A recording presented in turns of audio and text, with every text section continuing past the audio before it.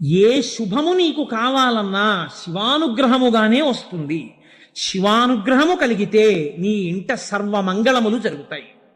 అందుకే శంకర భగవత్పాదాచార్య స్వామి శివానంద లహరిలో ఒక మాట అంటారు. అసలు శివ నిన్ను చూసి ఏదేదో అనుకుంటుంటారు, అసలు నీ స్వరూపం ఒక్కసారి ఆలోచించు. కరస్తే హేమాద్రౌ గిరిశ నికటస్తే ధనపతౌ గృహస్థే స్వర్భూజామరసురభిచింతామణిగణే శిరస్థే సీతాంశౌ చరణయుగళస్తే అఖిల శుభౌ కమర్థం దాస్యేహం భవతు భవదర్థం మమ మనః అంటారు. శంకర, నాకు శుభం ఇయ్యని అడగడానికి నీకు నేనేమి ఇచ్చివను?